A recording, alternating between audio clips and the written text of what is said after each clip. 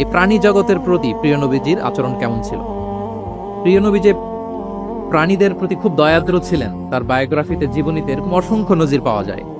কারণ আল্লাহ তাআলা তাকে রাহমাতাল আলামিন, ওমা আরসালনাকা ইল্লা রাহমাতাল আলামিন, I've sent you as a mercy for the entire universe.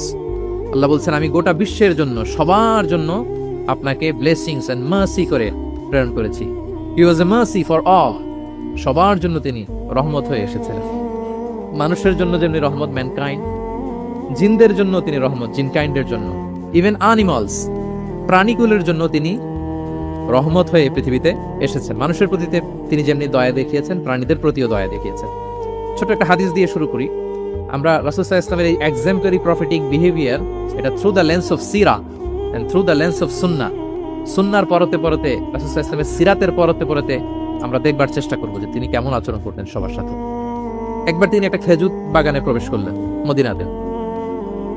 তো প্রবেশ করার পর তিনি দেখতে পেলেন যে দূর থেকে একটা উট কান্না করে করে রাসূল সাল্লাল্লাহু আলাইহি ওয়াসাল্লামের কাছে ছুটে আসছে। একটা উট কান্না করে আসতেছে। রাসূল সাল্লাল্লাহু আলাইহি ওয়াসাল্লামের দেখে অত্যন্ত দয়া হলো, মায়া হলো যে উটটা কেন কান্না করতেছে, এত এত বেশি কেন কান্না করতেছে।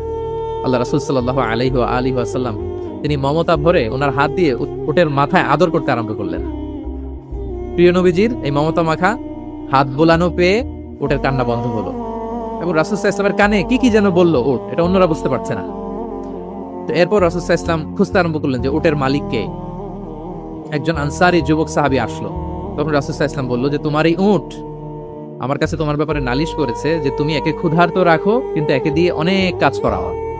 তুমি কি এই বোবা, এই নিরীহ প্রাণীটার ব্যাপারে আল্লাহকে ভয় করো না? কিয়ামতের দিন এটাই তোমার জাহান্নামের কারণ হয়ে যেতে পারে। খবরদার, এই নিরীহ প্রাণীটার ব্যাপারে তুমি আল্লাহকে ভয় করো। দেখেন, প্রিয় নবীজি ওটের মাথায় হাত বুলিয়ে ওটের কান্না বন্ধ করেছিলেন এবং ওটের মালিককে ওসিয়ত করেছেন যে খবরদার, প্রাণীর প্রতি কখনো এরকম রূঢ় কঠিন আচরণ করা যাবে না, তাদের প্রতি রহম দিল হইতে হবে। এভাবে আপনি সিরাতের পরতে পরতে অনেক ঘটনা পাবেন। আজকের এই সংক্ষিপ্ত পরিসরে এত এত রেফারেন্স হয়তো আমার উল্লেখ করা সম্ভব হবে না, এবং অ্যারাবিক টেক্সটগুলো বলে বলে অর্থ করে শোনানো অনেক সময় লেগে যাবে। আমি শুধু মূল মূল কথাগুলো, বুলেট পয়েন্টসগুলো আপনাদের সাথে শেয়ার করবার চেষ্টা করবো ইনশাআল্লাহ বিইذনিল্লাহ। এই যে প্রাণীর প্রতি দয়া, ইসলামের একটা মূলনীতি হচ্ছে মুমিনের জীবনের প্রতিটি কাজে ইহসানের পরশ থাকতে হবে। আল্লাহ তাআলা আমাদের সব কাজে ইহসানকে আবশ্যক করেছেন। আল্লাহ রাসূল সাল্লাল্লাহু আলাইহি সাল্লাম বলেছেন যে ফাইদা কাতালতুম ফাআহসিনুল কিতলা, কাউকে হত্যা করতে হলেও ইহসানের সাথে হত্যা করতে হবে। ধরুন যে অপরাধের কারণে আদালত কর্তৃক সাব্যস্ত হলো যে একজন মৃত্যুদণ্ড প্রাপ্ত আসামি, তো তাই বলে কি আপনি যা ইচ্ছা তার সাথে করতে পারবেন?